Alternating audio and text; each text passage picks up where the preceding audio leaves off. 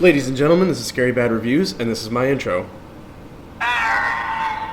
Alright, so kind of going over and recapping what I was able to watch over the weekend. I had 3 movies in line. I took the time to sit down and watch each movie each day. One on Friday, one on Saturday, one on Sunday to keep our 31 movies for Halloween rolling. This year, of course, is still Classics coverage. We are still within the week of the vampire. And really kind of pushing forward in the progression of vampire in different scenarios. 3 very distinct scenarios that are all very much different. Friday I took time to watch The Lost Boys, which is from 1987. Saturday I took time to watch a personal and family favorite of mine, Underworld, which is from 2005. And then today I had the privilege to sit down and watch the original Twilight movie from 2009.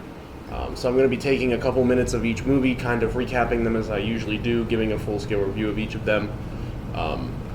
It was kind of interesting to see, especially in the dynamic of watching all these movies so close together as I have been, just different scenarios and usages for these creatures. I'm not sure that there's any other creature on my list that gets used in a multitude of ways like the vampire.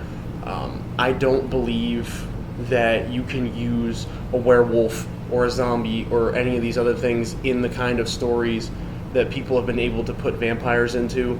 The one that comes to mind, of course, is Twilight and trying to tell a love story. The closest that I can think of is that we get a love story with zombies and warm bodies, but, I mean, vampires are so often involved in romance compared to all these other creatures, and it's cool even that werewolves are involved in the romance in this movie series, but I think that they have such a different variety of genres of movies to be involved in because they are so similar to us and they are a functioning member of society similar to us without very many full-scale drawbacks. I mean, each of them have, comparing them to werewolves cannot be a functioning member of society on full moons. Vampires are similar in that they can't be a functioning member of society in the daylight, in most situations. There are situations, of course, where they can be involved in the daylight, like we'll see in both Lost Boys and it is mentioned in Twilight. But starting us off was the movie that I watched on Friday, which was October 4th, which was The Lost Boys from 1987.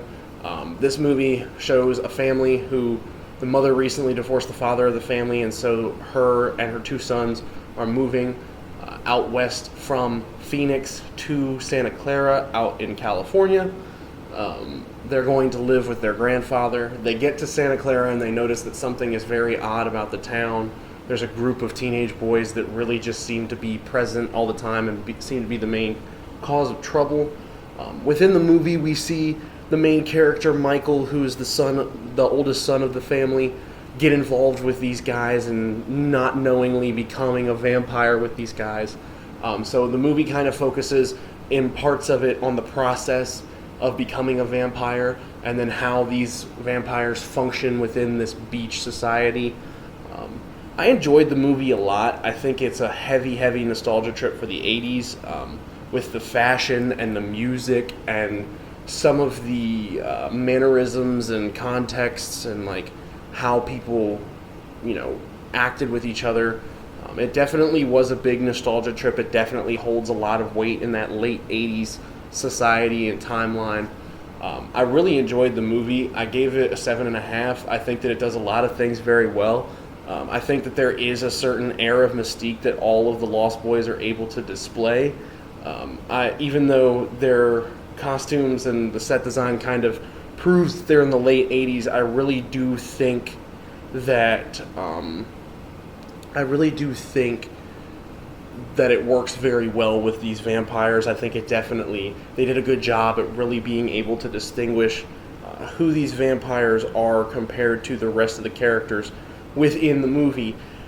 Seeing the transformation was great. Seeing him having to interact with his brother was great while going through his transformation. I really enjoyed it. It was very nostalgic. It felt like a lot of fun that had its serious moments. highlighted a couple different things about vampires. These versions of vampires didn't necessarily go too much out of their house or anything during the daylight. They were able to be around their own house with sunglasses on, which was a slight change. But yeah, I really enjoyed this movie. Kiefer Sutherland's performance as David, as the leader of the Lost Boys, is awesome. He perfectly portrays the mysterious charisma that vampires can really hold. I mean, he just draws your attention in, and you can't really explain why. You can tell that he's a natural leader of the group. You can tell that people flock to him. And he really kind of shows his prowess and his handle over his abilities as a vampire throughout the movie. I don't know if there's very many drawbacks to it. I think it kind of does suffer a little bit in being so heavily, so many different parts of it are such 80s things. And I understand, of course, the movie came out in 87, so it's going to be very involved in that. But I mean, it really feels like they held on a lot of tropes of the times to really prove their point that it was vampires living in the present day. I think that some of the scenes are a little goofy. One of the very first scenes in the movie is when Michael and his brother Sam are on a beach and they go to this concert, and the concert is this neo hair metal, synth metal band that the lead singer is borderline naked playing a saxophone, and he's all oiled up, and I mean it screams 1987, but it really takes away from how you're supposed to feel about the movie. It feels really goofy. But overall, I really did enjoy the movie. I did enjoy getting to sit down and watch it and really kind of see that this is the progression of starting to integrate vampires into a modern setting. So it was a 7.5, and I really do recommend it for fans of vampire movies.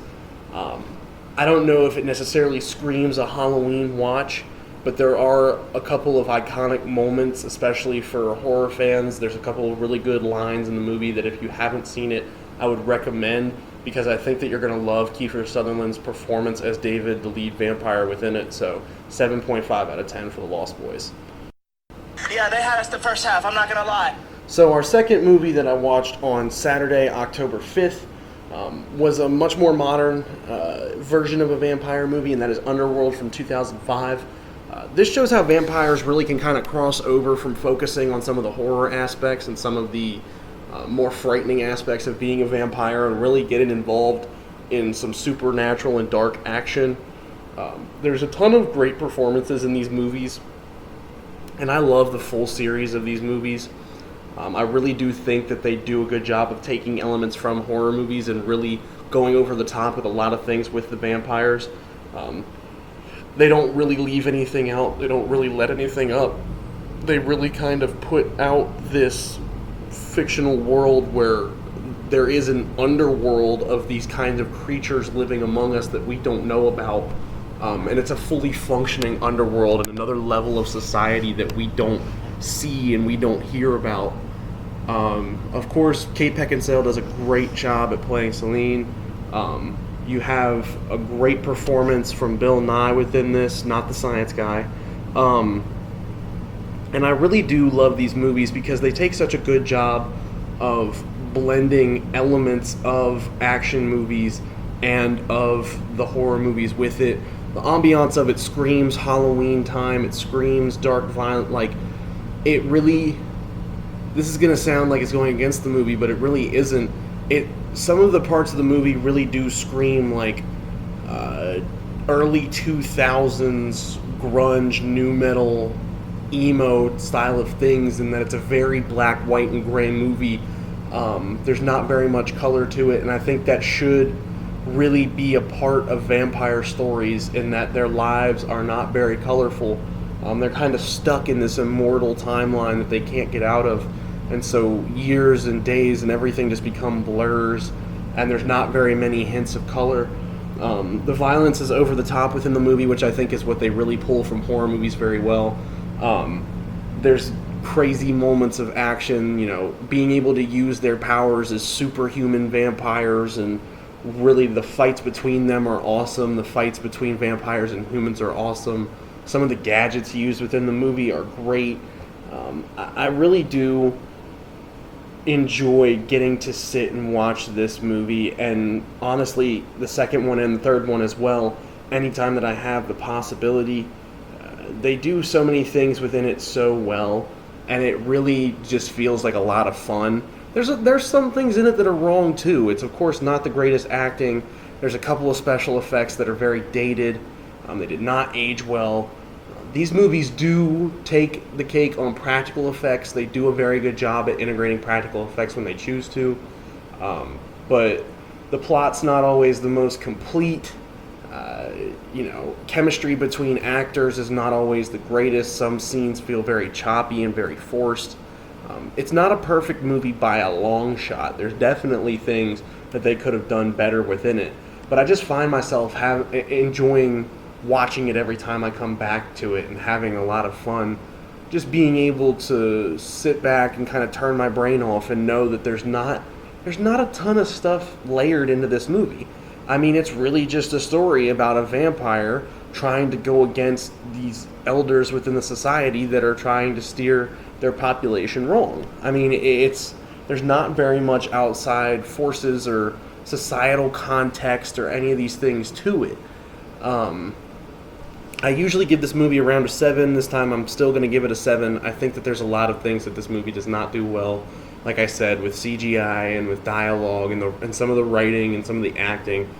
But I still have to give it a higher end rating on my scale because I just love it so much, and there's kind of a nostalgia and kind of a personal connection to it, as my parents love these movies as well. I've sat and watched every single one of these with my dad. They're kind of go-tos for when we don't know what else to watch.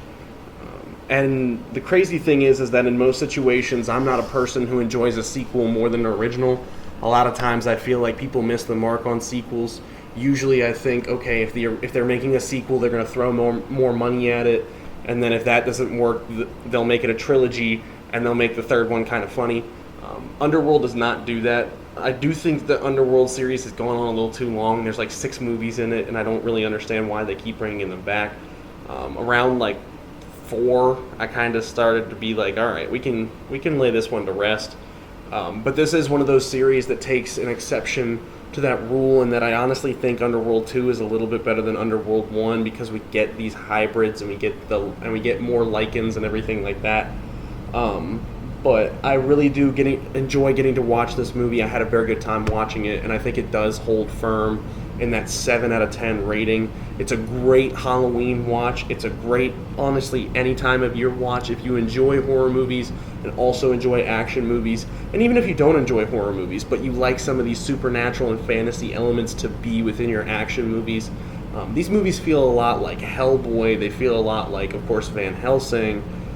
So I think there is an audience for these movies that's not affiliated with horror movies that can still enjoy a lot of these aspects that it pulls from the horror genre. So it's a solid 7 out of 10. It's a great Halloween watch, and I recommend it for almost anybody who watches movies. Why you calling me? I'm right. So here's the part of the episode that I've been dreading. I was dreading watching the movie for this. I knew it was kind of necessary for the evolution of vampires within Hollywood. I had the honor, if you want to call it that, of sitting today and watching the first movie of the Twilight series. I feel really bad in doing this because I think the movies get a lot of shit for no reason.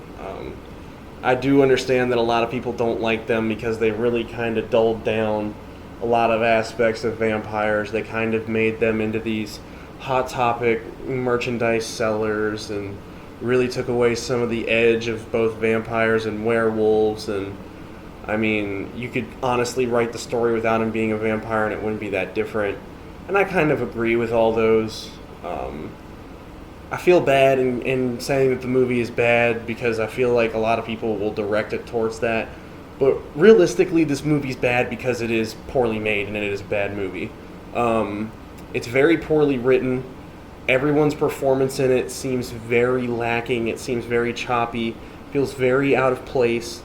The movie is visually bleh. They picked this weird off-white scaling of everything so that just everything in the movie always looks dull. It never looks exciting. Some of the performances in it are very lackluster. I mean, I love Kristen Stewart, and I think that she actually can act a lot better than most people would give her credit for. I'm not sure how involved she was in this role. I don't know how much she enjoyed doing it. I don't think that's the type cast that she should be, the archetype that she should be cast as. I don't think that she can play that character very well. On the flip side, I'm actually really excited to see her in Charlie's Angels because it looks like she enjoys that and that's a better role for her. This was not the role for her to break out in Hollywood. She just really seems like she's out of it. At no point in time do I really believe a whole lot of what she's saying. I give Robert Pattinson a lot more credit in more of his recent roles than I do in this movie as well. I'm very excited to see him in The Lighthouse, and I was actually one of the people defending him as Batman with the recent news of him being cast as that for the Matt Reeves Batman. I think he'll actually do a lot better job at that than most people want to say that he can. But he's not good in this movie either. I don't think he has the edge. He had the edge to him to play a vampire. I think now he might. I think now he's kind of played a couple more roles and gotten himself into a situation where he can kind of show, that emotional side and that kind of rugged and darker side of him as an actor. But at the time being of this movie, he couldn't do that. I never really found anything within the movie believable, anybody's emotions connecting to each other. It just really seems like a poorly made love story that just happens to be with a vampire. I honestly think, and I can say this from the bottom of my heart, this is not just me saying this because of watching the movie. I've known this for a fact since the movie came out. The best part about this movie is the song Decode by Paramore coming out. For people who know me personally, I honestly think that Hayley Williams and Paramore are the reason that the Earth is able to spin. I think that they're incredible. They continue to push boundaries in pop music, and I love everything that they do, especially Hayley Williams. And that song is awesome, but that's definitely the best thing to come out of this movie. It's another one of those situations where, like, when Evanescence made Bring Me to Life for Daredevil, and then the song ended up making more money than the movie, I think it's another one of those situations. Mind you, I know that Twilight made a lot of money, and that's because of it being a successful book series first, and it kind of was targeted towards preteen girls and teenage girls in telling a love story with this mysterious guy who happens to be a vampire and promises you love and life forever. And there's just, I feel so bad at saying that this movie's bad because it got so much shit, and it might have deserved it, it might have not. At the time, I didn't think it did. I just think that we hated on it because it was counterculture towards horror stuff, and this movie's just bad. Like, it really is bad. And that's the problem, is that at the time when you said the movie was bad, people would be like, oh, blah, blah, blah, blah, blah, you're just being too masculine, blah, blah, blah, you just don't like it because it's a love story, or because you're jealous of someone within the movie. And I can understand their reactions back then, but now that we're 10 years removed from the original Twilight movie, I think it's safe to say that we can, show everyone our judgment, and that the movie really is bad. Like, there's not very many good things within the movie. It's poorly made. The fact that it made the amount of money that it did was predicated on them selling it to preteen and teenage girls. I went into it wanting to find something positive to say about it. I wanted to be able to kind of counter my own thoughts of when it came out. I was of course against it when it came out, as I was a middle school aged boy, so of course I'm going to be like, Twilight's stupid. But there really just, there wasn't anything that I could find to say that it was positive about it. I mean, it's cool. The setting was cool. Some of the different shots that we get of Spokane or wherever in Washington it is, I can't even remember the name of the town. Some of the shots that we get of the forest are actually beautiful, and the scenes that involve that forest are really great. I do like that they gave some of the vampires golden eyes. I thought that was kind of cool, and a cool little makeup trick to kind of distinguish. But I don't know. I couldn't find very many things positive to say about this movie. I think I'm gonna end up giving it a 3 out of 10. They did, he is a vampire. They did say a couple things that do hold true to vampires. I'll give them a little credit on that. The soundtrack for the movie was cool. The setting of it was cool. But then as soon as people start talking and interacting, it just kind of stinks, and it really is difficult to pay attention to. I always, as I said before, I never give a movie a 0, because if you make a movie, then you deserve at least 1 out of 10. And I can just add a little bit onto it for the soundtrack and the setting, but I struggled even giving it a 3 out of 10 because it really just was boring and it was poorly made. And I can understand that some people may not agree with that, and I think that there's a level of rose-colored glasses looking back on it in a nostalgic way. I think the people who were connected with the movie when it came out probably see it in a different light. They probably think that it is better than it actually is. And I can't blame them for that. There's movies that I do that with as well. And I've seen movies like that for, preteen guys and teenage guys when certain movies came out, especially like Transformers. Like the first Transformers movie it's all right, but I'm giving it that credit of being all right because I was in middle school when it came out, and it was awesome. Like, it was so cool to me back then. And then I look back on it, and I'm like, they did a lot of things wrong, and this movie's not that good, but I still love it. It was different to see, finally, a vampire in the most modern setting that I have so far. I think that the most modern setting that we'll see that I'm covering this year will be our next movie that I'm covering tomorrow. And that'll take place in the 2010s.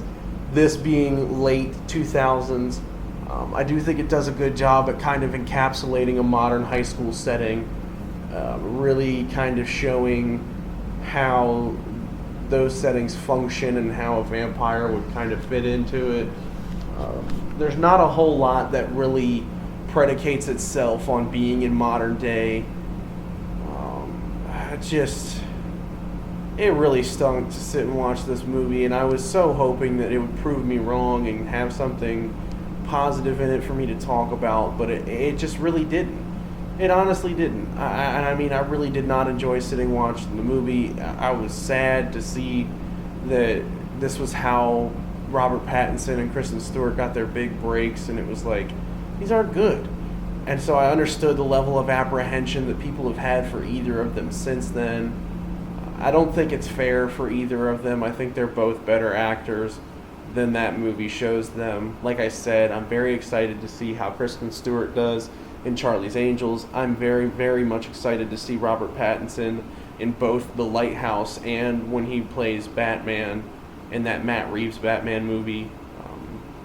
But yeah, overall it's just a disappointment. It's a 3 out of 10. It kind of took the energy out of me to watch it, and it was just kind of a drag, so... Alright, so that is it for kind of wrapping up the weekend.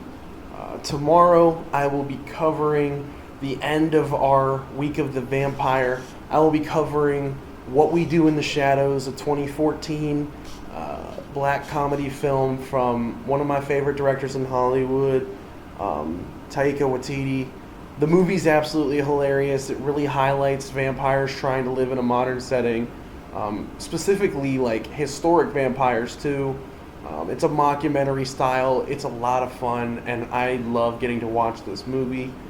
As always, if you enjoyed my reviews, if you enjoyed my content, please like and subscribe. And if you have any suggestions for our future weeks here, after tomorrow we are going to be starting a zombie week. We're going to be covering movies throughout the history of the monster of a zombie.